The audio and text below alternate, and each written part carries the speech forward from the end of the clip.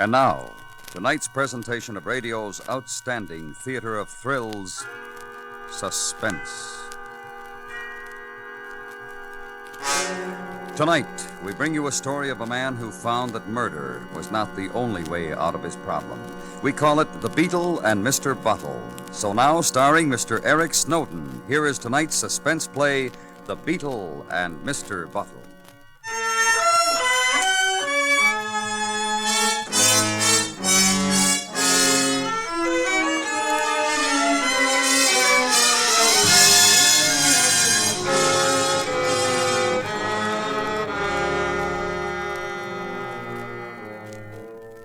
It had all begun so harmlessly. That's the devil of it. You see, I'm a widower. My daughter Diana was happily married, and I'd been living alone for the last 8 years. It wasn't exactly an ideal existence, but I wasn't unhappy either. There was my job with Thixton and Shrewsbury. I was a senior partner and bookkeeper now. And of course, at home, there was my garden. I remember it was a Sunday, and Diana had unexpectedly come by for a little visit. How do you like this one, dear? Isn't she lovely? Going to be a champion this year. We might even take best in the show. Miss Hybrid Tea and I. I'm sure you will. Father. Yes, dear? I came over because, well, George and I have sort of been discussing it lately about your retirement next year. Oh? We've been wondering if you've decided what you're going to do with yourself. Of course, you know you can come and live with us, but... Oh, no, my dear, that's awfully good of you, but I wouldn't think of it. Two's company, you know. Besides, it just wouldn't seem natural not having my garden. But you can't garden all the time, Father. And without your job to occupy you, well, you might find it getting a bit lonely. Now, what about a companion, Father? Marrying again. Marrying? Yes, you probably know a dozen eligible women if you'd let yourself think about it. Oh, really, Diana? Who would want to marry me? Yes, and be happy to. Will you think about it, Father? No reason on earth why you shouldn't. Well, I really don't know. If you want me to, I suppose it won't hurt to think about it. That's all. Sort of preparation for retirement. Remember, two's company.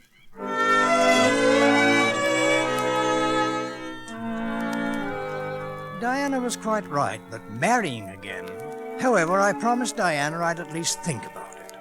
I found myself still thinking as I walked down to my train the next morning.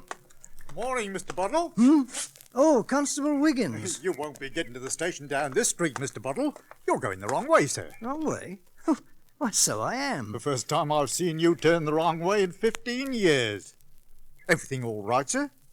There's nothing wrong with those lovely flowers of yours, I hope. Oh, no, it's nothing like that. Oh, there comes your train now, sir. You better hurry along. My train? Yes, thank you, Constable. I rode into London still dutifully thinking, and left the station walking my usual route to the office. Having done it every day for the last 25 years, the process was quite automatic. I was just crossing Shaftesbury Avenue when I heard someone shouting. Look out! Oh! Are you all right? Are you all right? I think so. Oh, let me help you up. There we are. Now, are you sure you're all right? Yes, thank you very much. I'm most terribly grateful, Miss... Mrs. Magwitch, Ethel Magwitch. Mrs. Magwitch, I rather think you saved my life. Now, you're sure you're all right? We shouldn't try our wings too soon. Shock, you know. Well, my office is just round the corner, you see. Thixton and Shrewsbury. Thixton and Shrewsbury? Oh, why, of course. I should have guessed you'd be with a fine old firm like that. You're so distinguished looking, you must be the office manager. Oh, no, nothing like that. I'm merely a senior bookkeeper. Senior bookkeeper? Oh, I just knew it was something important. Your wife must be awfully proud. Well, no, that is, I'm a widower. Now, isn't that a coincidence? And myself a widow. Is sort of fateful, like you might say. Yes, well, thank you again. If you'll excuse me, you haven't told me your name. It's Bottle. Eldon Bottle. Eldon! Oh, such a nice name, and so refined. If there's ever anything I can do for you, Mrs. Magwitch... Why, that's perfectly sweet, Eldon. Why don't we just have lunch together? Lunch? Well, really, Mrs. Magwitch, Oh, I know the nicest little place. Such a cozy little place. Now, you run along to work, Eldon. I'll be waiting outside Thixton and Shrewsbury at noon.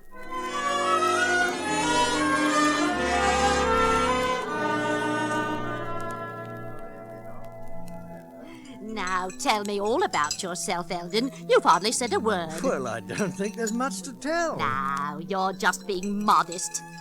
But I can tell. There's a certain dash about you, Eldon. Oh, you're just imagining. Why, it was the first thing I noticed. Of course, I certainly don't want to pry. You live here in the city? No, in Watford. In Watford? Oh, I do envy you living out there in the country away from the dirt and the grime. It's just a bit of heaven, I know it. Yes, I find it quite pleasant. It's such a lonely life, living alone in the city. You've no idea, Eldon. Ever since Mr. Magwitch passed on, it's been lonely, lonely, lonely. In fact, well, I wouldn't tell this to just anyone, but there's been times when I thought I'd do away with myself. Oh, I'm dreadfully sorry, Mrs. Magwitch. Yes, but I've hung on. Something inside kept saying, hang on, Ethel Magwitch. You're going to meet someone with a certain dash one day. Someone who needs you, and you'll both be happy forever after. Do you believe in fate, Eldon? Fate? There are forces in this world, Eldon. We're all little threads being woven into the mystic tapestry of life. Don't you see? Fate's knotted us together, dear Eldon, with mystic hands. We couldn't escape now, even if we wanted to. No, Mrs. Magwitch, I don't think that. I mean, fate... Well, all that's happened is... Exactly! I knew you'd see it. Oh, Eldon, I can't tell you how happy I am. Please, Mrs. Oh, Magwitch, dear Eldon, look at the time. It's just flown. Back to work now, dear. Tomorrow, dear Eldon, I'll be waiting right outside at noon.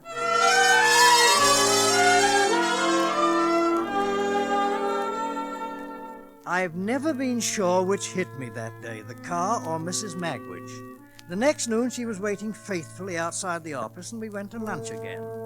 I knew perfectly well what she was aiming at, but she was like an express train bearing down on me, and I was powerless to get out of the way.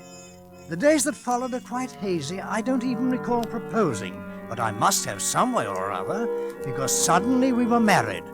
Immediately afterward, I had an inkling how life with my new companion was going to be. Well, now that you've seen the house, what do you think, my dear? Small. That's what I think, Eldon. Small. It's not at all what you led me to believe. Oh, I'm sorry. I always thought it quite roomy. Margaret and I... This furniture's hopeless, too. Well, you see, my dear, they're all antiques. Very good ones, so I've been told. I'm rather fond of them. It's all going out. The whole lot. We'll bring in some of that nice new chromium furniture. Chromium? These are modern times, Eldon. I like things bright. Yes, well, if that's what you want, my dear. What's outside those doors? Oh, they lead to the garden. Come along, I'll show you. I was saving the best for last. There you are, my dear. Oh, Eldon. Yes, I thought you'd be surprised. There's something about flowers. My happiest hours have been in this garden. Biggest waste of property I ever saw. Waste of time and property, that's what it is. Mucking about in the dirt for a lot of coloured weeds. You don't like flowers? Not at all? You might as well know it now, Eldon. There are going to be some changes around here. I have some plans. Plans? We're not going to argue about it. We'll discuss it at the proper time. Now, go in and wash your hands. It's lunchtime.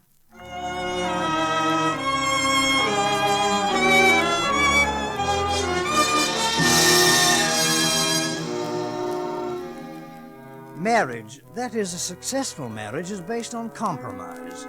So I let Ethel have her chromium furniture. It was hideous. It was only the beginning, though. Our first 6 months were a whirlwind of changes. My clothes, musical tastes, everything. The only link left to my former home life was the garden. I retreated there whenever I could.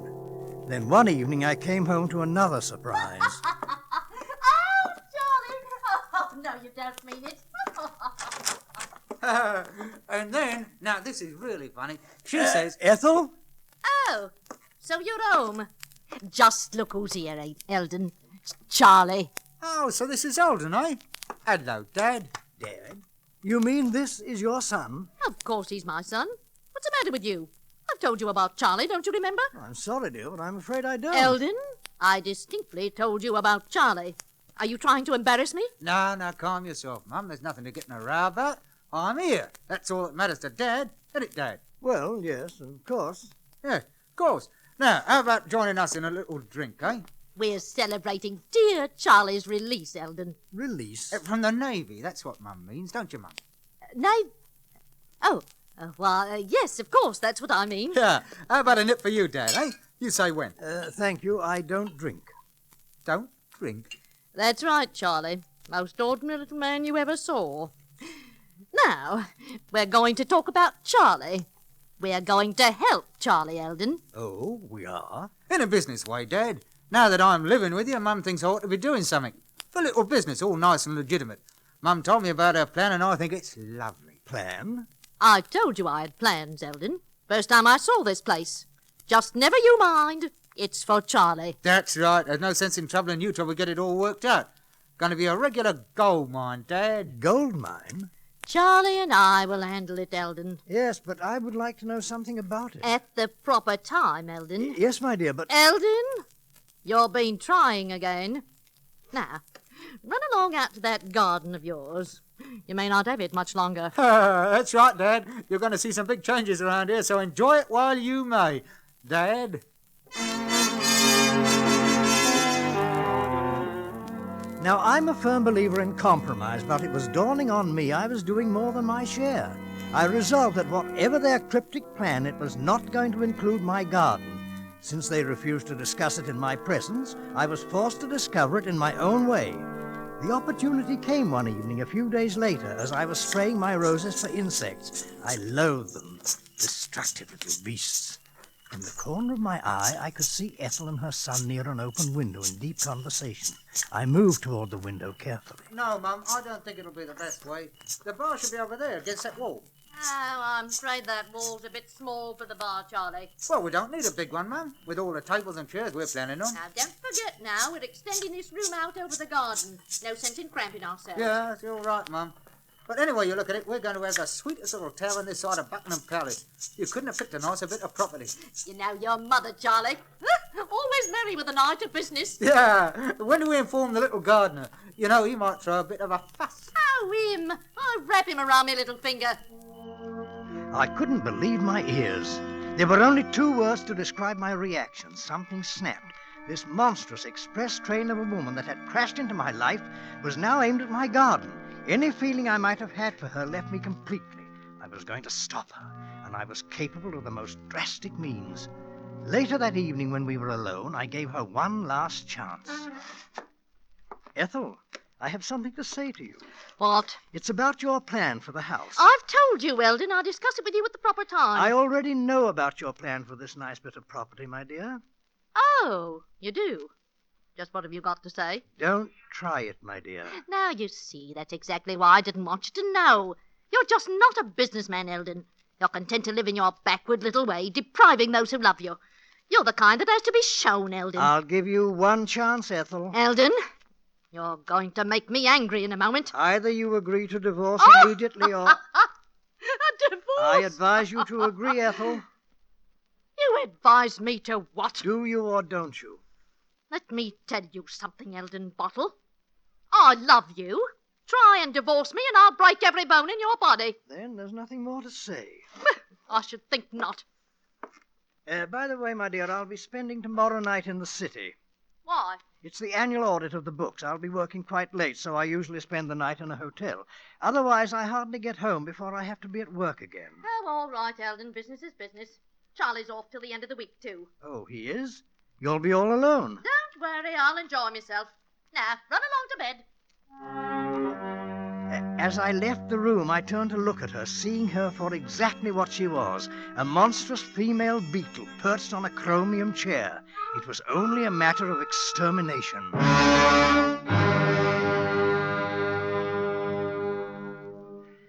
I awoke the next morning calm and resolute. I left the house carrying my small bag of overnight things. Lying on top was my pair of sharp-pointed garden shears. It was poetic in a way, but also just the sort of handy weapon an unknown housebreaker might grab up and use. As I neared the station, I made casually sure that Constable Wiggins noticed me. Good morning, Mr. Bottle. Good morning, Constable. Lovely morning. Looks like you're going to spend a night out, Mr. Bottle. Oh, you mean my bag? Yes, it's my annual audit, you know. The one night I spend in London. Don't tell me it's that time again already. Huh, the time certainly flies. Yes, doesn't it? Well, have a good night, sir. Thank you, Constable. I shall. The rest of my plan was simplicity itself. Proceeding to the office in my usual manner, I would immerse myself in the annual audit. At dinner time, I would check into a hotel, then return to the office and work until 9 p.m. Returning to the hotel, I would slip out of the service entrance and go directly to the station. The trains to Watford ran all night. With reasonable luck, I'd be back in the hotel by 12.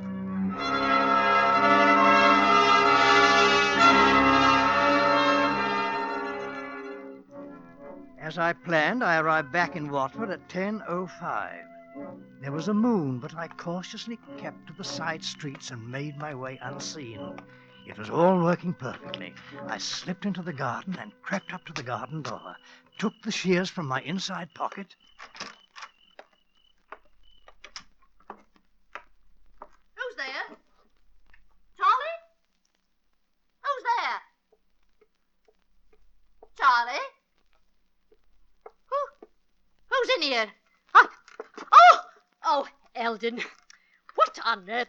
I thought you were staying in London. What's the meaning of this? You're not a human being, Ethel. You're an insect, and I'm going to destroy you. You're going to what? Put down those clippers this instant, Eldon. What do you think you're playing, Jack the Ripper? They never caught Jack the Ripper. Did you know that, Ethel? I'll give you just 5 seconds. I'm sorry, my dear. Eldon! Stop it! Why, you little beast! You tried to kill me! I'm going to, Ethel. Oh, you little beast! Drop those clippers! Drop it, I say! Oh, I'm going to break you in two! She was like a demon. My sides were being crushed. I couldn't breathe. I lost the initiative. I had to retreat. I dashed for the garden door. Come back here! She was coming out after me. Oh, you little beast! Oh, now you're out here! If I don't get you, the police will!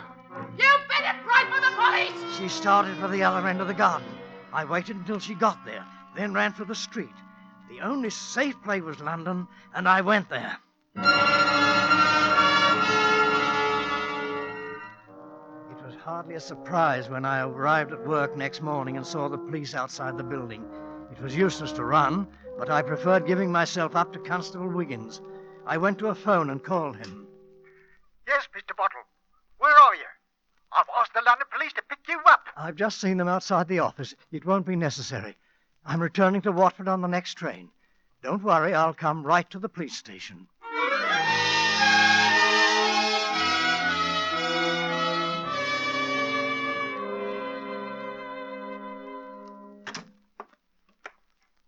Sit down, Mr. Bottle. Now, this pains me, sir, knowing you as long as I have. I'd like to make it easy on you, but circumstances make it impossible. That's very kind, Constable, but I quite understand. Could we just get on with it? Yes, sir. Your wife's still quite nervous. You know Dr. Penrose, don't you, sir? How do you do, Mr. Bottle? Morning, Doctor. You mean my wife's still here? Yes, sir. And now there are two things, Mr. Bottle. Maybe you'd better explain the medical part, Doctor. Well, Mr. Bottle, I'm sorry to tell you, but your wife has suffered a complete mental collapse. My wife? Yes, the medical name is paranoia. Specifically, she is suffering from a fixation that you were at home last night and attacked her with a pair of garden clippers. I'm afraid it's quite severe. Oh, no. You mean you think... Oh, no. I know, it's a shock, but there just isn't any other way of saying it, Mr. Bottle. She was just wild last night, Mr. Bottle. If I didn't know you was in London, I'd have half believed her that for sure. It's a good thing it happened here in Watford, where we all know you, sir. Says you came at her saying you was Jack the Ripper. Oh, she did? Oh, yes, she's quite convinced of the fantasy. They always are. Now, I don't like mentioning commitment, but I think that you'll understand when you see her, sir. See her? Do I have to? I think that you should. This way, Mr. Bottle. We've had to keep her under restraint in one of the cells. Oh, so you finally caught him, the little beast. You're going to get 50 years for this, Eldon, and my solicitor will sue this police department. We'll open it! Let me go! What are you waiting for? My dear, I'm so sorry. It just breaks my heart. Why, you nasty little muckworm! He came at me! Tell them, Eldon! Tell them! I think you'd better leave her now, Mr. Bottle. Yes. Oh, he came at me! He said he was Jack the Ripper! Get me out of here! I'll make him confess! I'll bring him in too! He's Jack the Ripper! Now, sit down here, sir. The wisest thing now would be commitment, Mr. Bottle. It would be dangerous if she were not. Yes, Doctor, I'm afraid you're right. Now, if you'll just sign these papers, sir, I'll call the sanitarium. There. There, that's fine. How long will it be before she's released? I don't think that I can predict until another examination. Now, there's a second problem, Mr. Bottle, but I don't have to tell you now. Oh, quite all right. Please do. Well, I found a circular from the Liverpool police. It seems they want a certain Ethel Magwitch for bigamy. Bigamy? Seems she married 2 other chaps and did them out of their property. That's what the circular says, sir. Oh, I'm very sorry. I know it's an added shock to you.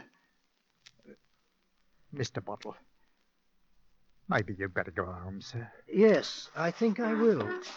My flowers need watering.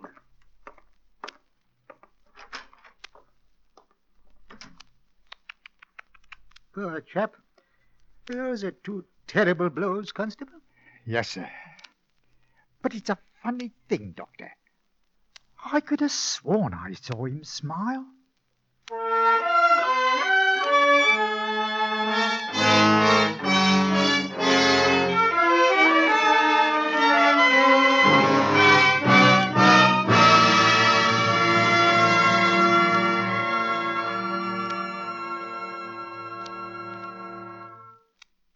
Suspense, in which Mr. Eric Snowden starred with Miss Paula Winslow in tonight's presentation of The Beetle and Mr. Bottle. Listen in next week when we again bring you Suspense.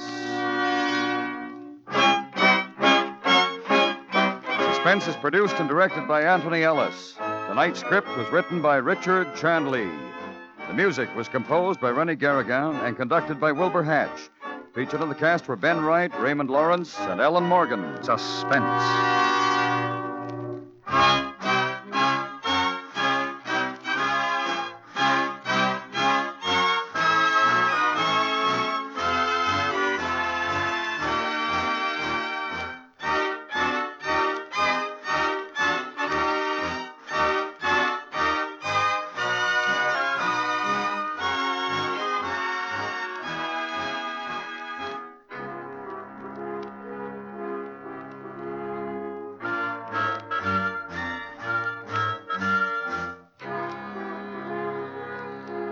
Listen again next week at this same time to another tale well calculated to keep you in suspense.